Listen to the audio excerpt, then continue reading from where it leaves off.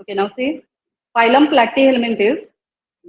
The examples which are present in this is Planaria, Tinea. Tinea is commonly referred as tapeworm and liver fluke. Now these animals, other than these animals are also present here, but for your study, we are going to study about this only 3 animals. The phylum Platyhelminthes belongs to, the meaning of platy means flat and helminth means worms. So it means that the flat ones which are carrying flat body, they are considered under Platyhelminthes. Of these, the animals which are present in this phyla are completely dorso-ventrally flattened, means dorsal side and ventral side of these animals are completely flat.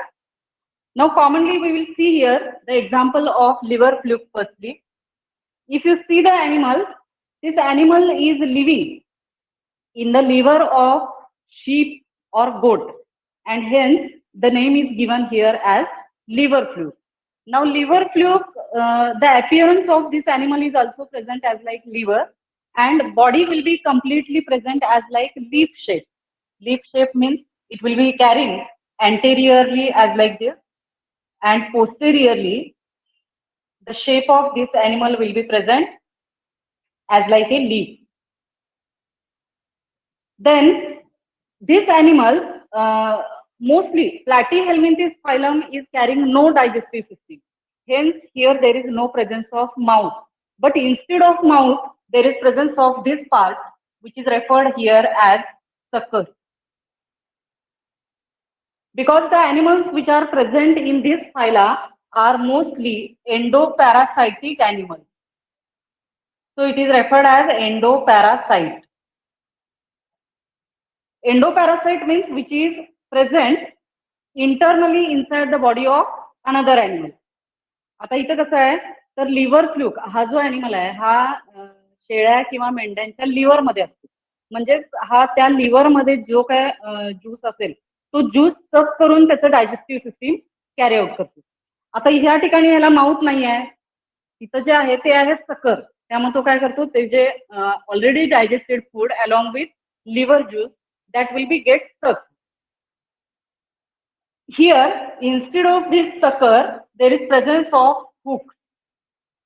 तर ह्या ठिकाणी ह्याला hooks असतात आणि ह्या hooks मुळे काय होतं तर ते अटॅचमेंटसाठी त्याचा उपयोग करतो. लिव्हरच्या आतमध्ये चिकटून राहण्यासाठी ह्या हुक्सचा वापर केला जातो. त्यानंतर if you see the animal by central line you will get bilateral symmetry here. दोन्ही पार्ट एकसारखे दिसतात त्यामुळे तिथं बायलॅटरल सिमेट्री आहे.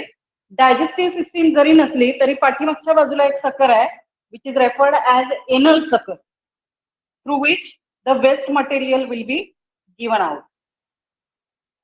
It is called as anal sucker.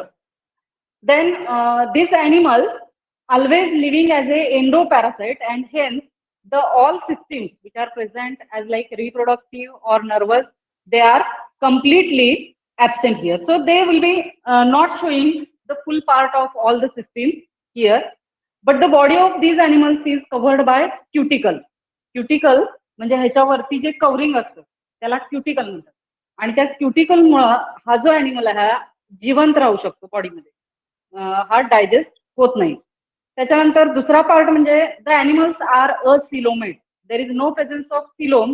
कारण का ही जी बॉडी आहे ही कम्प्लिटली फ्लॅट आहे, जसं झाडाचं एखादं पान असतं त्या पद्धतीनं. त्यामुळे त्याच्या आतमध्ये सिलोम असण्याचा प्रश्नच नाही, त्यामुळे हा असिलोमेट आहे. त्यानंतर ट्रिप्लोब्लास्टिक. ट्रिप्लोब्लास्टिक म्हणजे both of the 3 germinal layers are present. Germinal layers कुठल्या तर त्यामध्ये असणाऱ्या मेझोडर्म, एंडोडर्म आणि एक्टोडर्म या 3 लेयर्स त्यामध्ये प्रेझेंट असतात. त्याच्यानंतर organ system, grade of organisation ह्यामध्ये मात्र थोड्याफार प्रमाणात बाकीच्या अॅनिमल मध्ये आणि ह्यामध्ये फरक दिसतोय. त्याच्यानंतर mostly एंडोपॅरासिटिक and few R free living म्हटलेला आहे. तर ह्यामध्ये हा जो अॅनिमल आहे प्लॅनेरिया हा फ्री लिव्हिंग आहे. अदरवाईज हा टिनिया आणि लिव्हर फ्लूक हे एंडोपॅरासाइट आहे. पुढचा पार्ट याच्यामध्ये no presence of digestive system, hence there is no presence of blind sac or tube within tube body plan. But in other animals, it may be present as like that. तर ह्यामध्ये आतल्या बाजूला पोकळी नाही आहे किंवा पोकळ जागा नाही, त्यामुळे डायजेस्टिव्ह सिस्टीमचे कुठलेही पार्ट ब्लाइंड सॅक सारखे दिसत नाही. पण काही अॅनिमल्स यामध्ये असे आहेत की ज्यामध्ये आत पोकळ जागा असते आणि त्याच्यामध्ये ब्लाइंड सॅक पॅटर्न दिसतो. त्याच्यानंतर आता आपण दुसरा अॅनिमल बघूया, टिनिया और tapeworm. The tapeworm, it is also endoparasitic. The body of this animal is showing small head, and the head will be carrying long neck. The neck will be goes on forward and complete body formation takes place, which will be present as like ribbon or as like tape.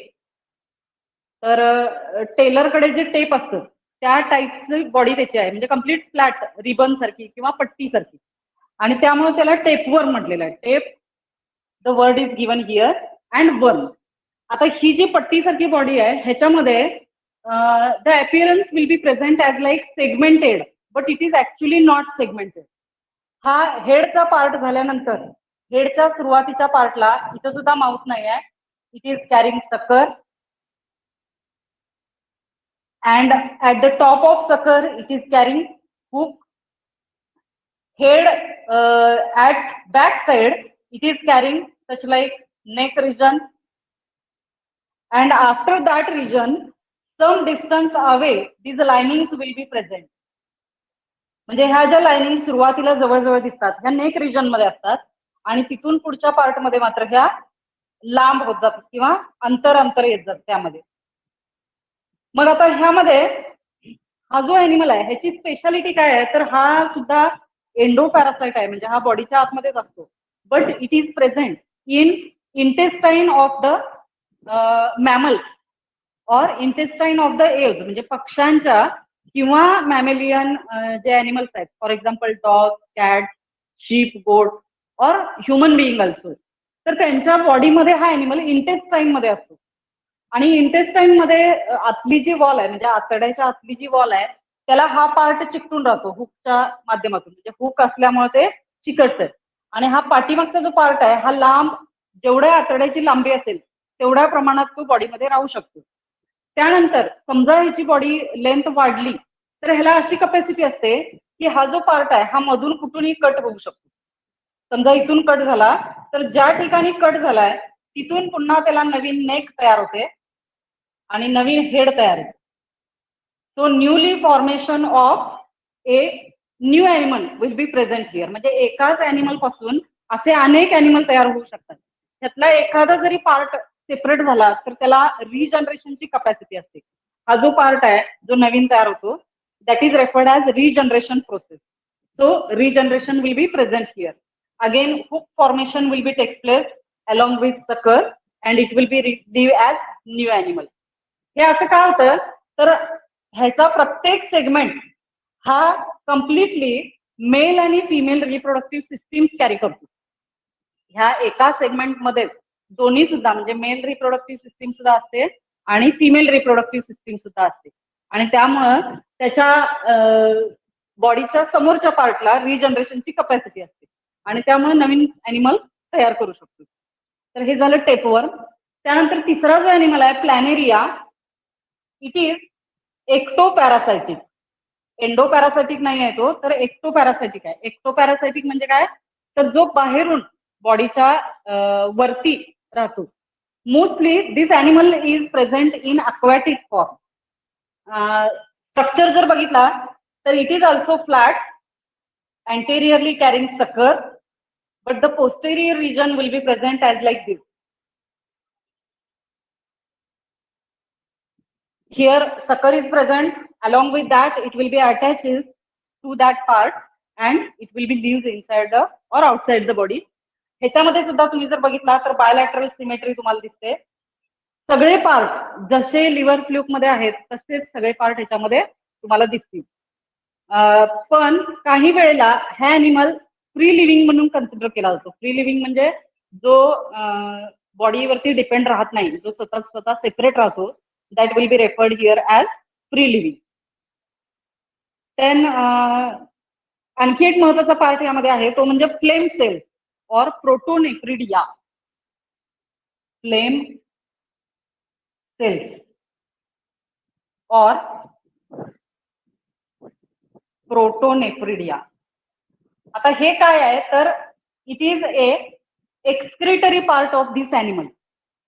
Excretory part म्हणजे ज्याचा उपयोग एक्सक्रिशनसाठी केला जातो, to giving out the waste material. जसं आपल्यामध्ये kidney हा organ आहे एक्सक्रिटरी सिस्टीम साठी, तसा ह्या ॲनिमल मध्ये ज्या सेल असतात, ह्या सेल ह्या खालच्या रिजन मध्ये असतात. ह्या रिजन मध्ये they are referred under flame cells और protonephridia and they are working on that excretory part. Then they are hermaphrodite. Hermaphrodite म्हणजे bisexual. Both the animals are present in one animal only. They are referred under hermaphrodite type.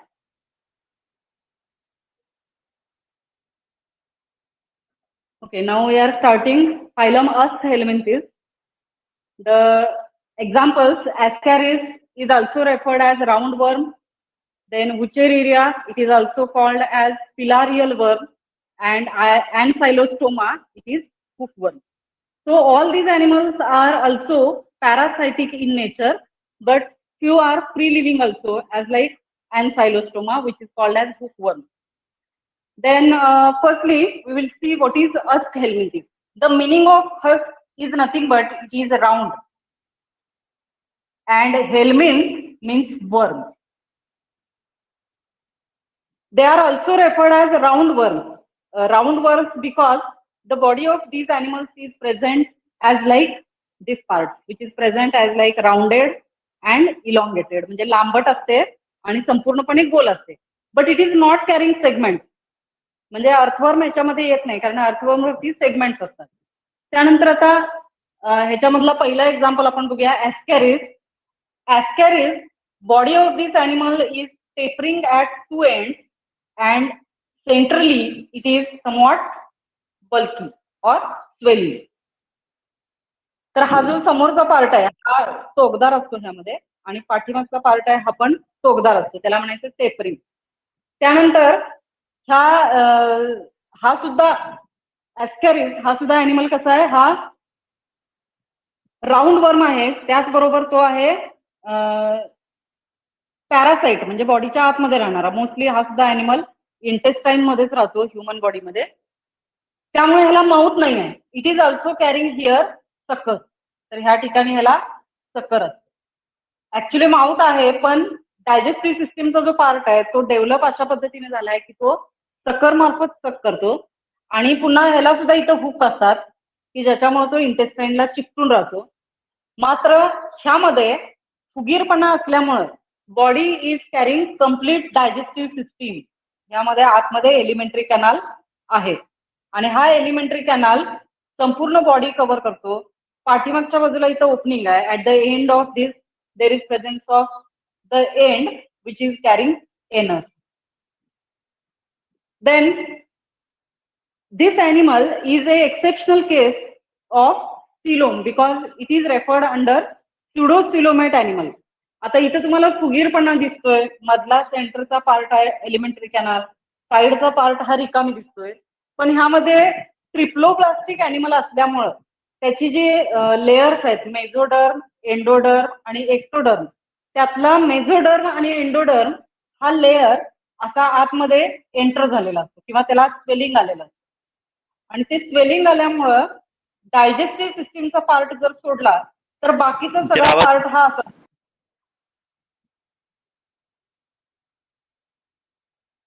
Okay, आणि त्यामुळं आतली जी body आहे ती coelom carry out करत नाही. दिसताना दिसतंय सिलोम असल्यासारखं, पण actually there is no presence of coelom, hence it is referred under स्युडोसिलोमेट animal.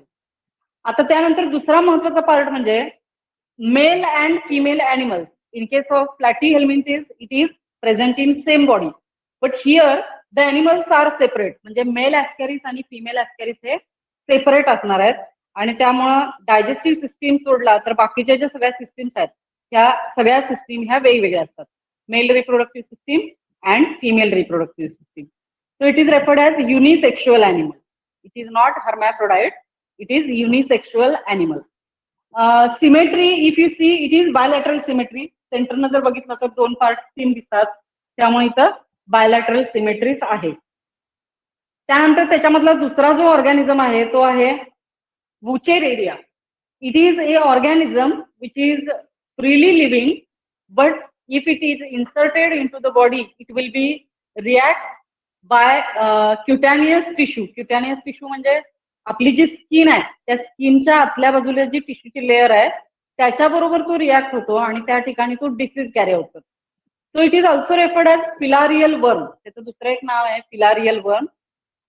किंवा त्याच्यामुळे जो आजार होतो त्याचं नाव आहे एलिफंटियासिस, ज्याला हत्ती रोग म्हणतात. तर तो ज्याच्यापासून होतो त्याचा हा जीवाणू आहे, which is referred as Wuchereria. It is also elongated and long. And Ancylostoma, it is also elongated and long, but it is anteriorly carrying sucker instead of mouth and hooks. So it is referred as hookworm. Then animals like Ascaris, they will be show sexual dimorphism, and hence inside the body, the production of new young ones will be present in large amount. कमी कालावधीमध्ये जास्त अंडी घालण्याची process त्यांच्यामध्ये असते आणि त्यामुळं sexual dimorphism हा क्लिअर आहे. आतापर्यंतचे जे फायलम आपण बघितले त्यामध्ये सेक्शुअल डायमॉर्फिझम हा थोडासा कमी असतो, कारण का तर मेल आणि फिमेल हे एकत्रच असतात. इथं तसं होत नाही, मेल फिमेल सेपरेट आहेत आणि त्यामुळं प्रोडक्शन कमी कालावधीमध्ये जास्त होऊ शकतं त्यामध्ये.